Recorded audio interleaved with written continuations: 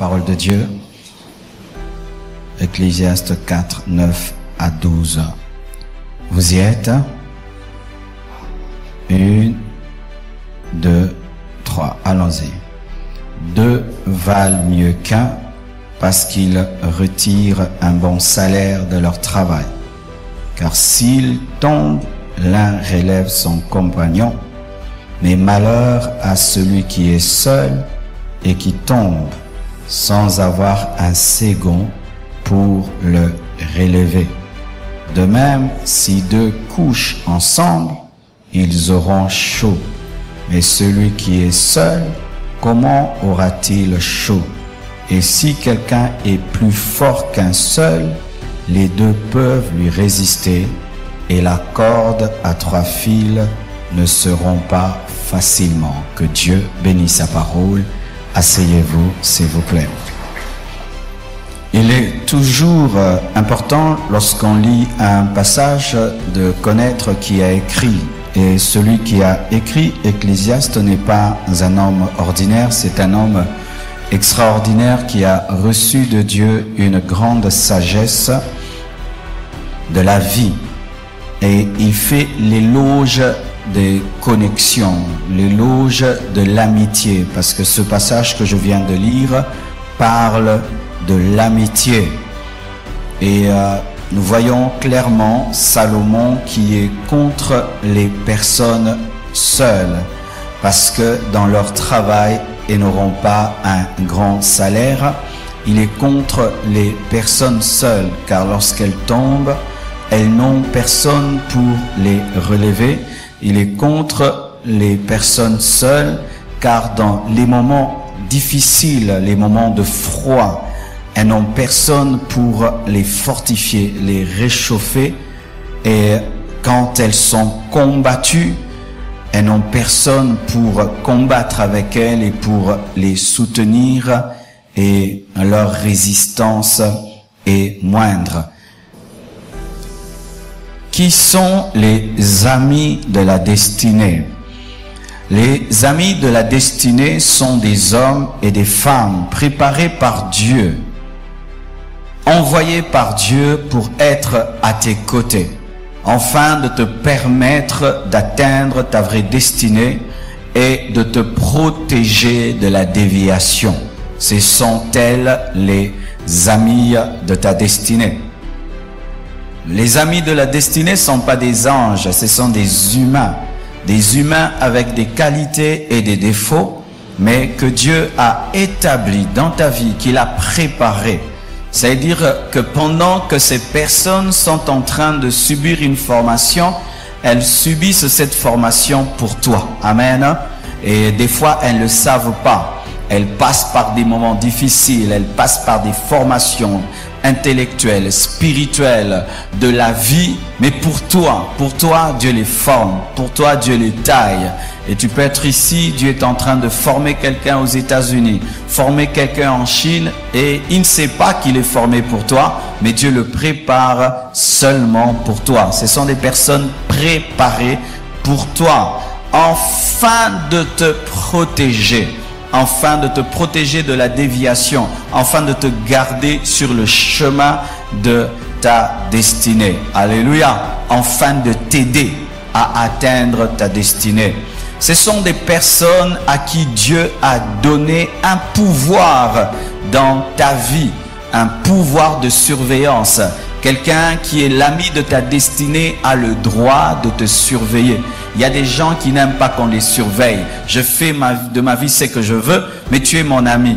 Quelqu'un qui t'appelle son ami, mais qui ne veut pas que tu le surveilles, n'est pas ton ami. Amen. Quand tu es mon ami, j'ai le droit de te contrôler et de te surveiller. Mais si tu me présentes comme ton ami seulement pour que ça fasse bien, que ça te crédibilise, qu'on dise que tu es l'ami d'eux et d'eux, mais tu me donnes pas le pouvoir de te contrôler, de te surveiller, nous ne sommes pas des amis. Amen. Ce sont des personnes à qui Dieu donne le pouvoir dans notre vie de surveillance et de conseil. Quelqu'un qui est ton ami de destinée aura des conseils à te donner et tu dois lui donner le droit de te conseiller. Amen.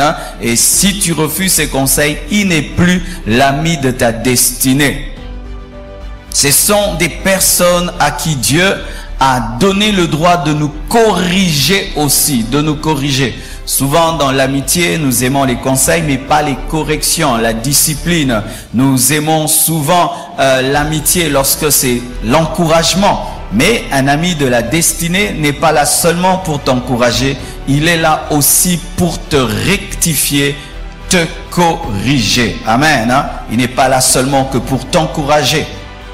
Les amis de la destinée, ce sont des personnes loyales. La loyauté, une chose qui est devenue rare dans ce monde. Aujourd'hui, la plupart des temps, les gens qui disent nous sommes amis, tu causes avec lui, quand tu tournes le dos, il te critique, il va dans des endroits, il parle du mal de toi, il parle du mal. Mais un ami de la destinée ne parle jamais du mal de toi. Il ne parle jamais du mal de toi derrière ton dos. Il te dit tout en face et quand tu tournes le dos, il ne dit plus rien. Amen. Hein? Quelqu'un qui te dit rien en face, mais qui dit beaucoup de choses dans ton dos, n'est pas ton ami. Amen. Hein? Ce n'est pas ton ami. Et l'Esprit de Dieu me dit de dire quelque chose. À cause de la peur, de la solitude, beaucoup de gens s'encombrent des personnes qui ne doivent pas être leurs amis. Et ainsi, garde des personnes qui les détruisent dans le dos parce que tu as peur de te retrouver seul. Mais tu es déjà seul. Pourquoi tu as peur de te retrouver seul alors que tu es seul? Si tu as 10 amis qui te critiquent, tu n'as pas d'amis, alors sois seul parce que tu es déjà seul. Comprenez-vous cela?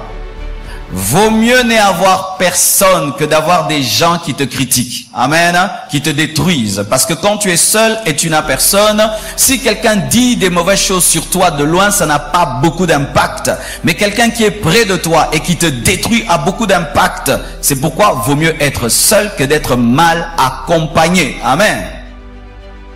Ce sont des personnes loyales. Et ces derniers temps, je veux beaucoup enseigner sur la loyauté. Et même dans nos agapés, des leaders, des serviteurs de l'église, je veux beaucoup enseigner sur la loyauté. Car il est impossible qu'il y ait amitié sans loyauté. Amen. Hein?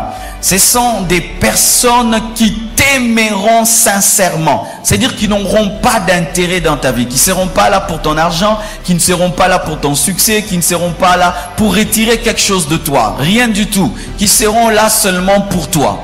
Parce qu'elles t'aiment, c'est tout. Ce sont des personnes qui n'ont aucun intérêt. Leur seul intérêt, c'est ton intérêt. Amen. Hein? C'est ça les amis de la destinée. Des personnes qui t'aimeront sincèrement, sans intérêt, et qui aimeront ta destinée comme la leur. Amen. Hein? Qui aimeront ta destinée comme la leur. Qui se battront à ce que tu réussisses comme si c'était elle qui réussissait. Ça, ce sont des amis de la destinée. Avant de venir, j'ai un peu réfléchi, j'ai pensé un peu à certaines personnes qui sont autour des stars de ce monde. Amen. Les stars de ce monde, vous voyez un musicien, mais il est entouré de certaines personnes qui ne chantent pas, mais qui travaillent seulement à son bonheur et à son succès. Amen. Et vous allez voir, ces personnes sont capables de payer la télévision pour encourager cette star, peuvent se battre pour elle, peuvent se défendre tout, et peuvent même commencer à s'habiller comme cette star, parler comme cette star, danser comme cette star, et bien aimer des choses, des fois un niveau de loyauté que nous voyons dans le monde, mais qui est rare à l'église. Amen. Hein? Qui est rare à l'église. C'est pourquoi certains même disent, dans le monde j'avais des amis, mais depuis que je suis chrétien, j'en ai plus. Avez-vous remarqué cela? Alléluia. Avez-vous remarqué cela? Vous savez pourquoi nous avons eu beaucoup des vrais amis dans le monde qu'en Christ? C'est parce que quand tu es dans le monde, Satan te laisse avoir des amis qui vont te détruire, parce que la plupart c'était des amis de destruction. Mais quand tu entres en Christ, il va détruire des bonnes relations qui vont t'aider. C'est pourquoi il t'empêche d'avoir des amis. Alléluia. Retenez vraiment cela. Ce sont des personnes qui aimeront ta destinée comme la leur. Ce sont des personnes qui auront le courage de te dire la vérité en face, mais avec amour. Amen. Car un ami de la destinée te dit la vérité en face, mais le dit avec amour. Un ami de la destinée ne te dit pas la vérité en face avec méchanceté. Amen. Là, c'est quelqu'un qui est venu te détruire parce que la vérité ne sert à rien lorsque elle n'est pas accompagnée de l'amour. Un ami de la destinée te dit la vérité en face avec amour, avec douceur, avec sagesse, sans craindre ton élévation et ton succès. Amen. Ce sont des personnes qui soulèvent ton onction et te parlent dans ta vie.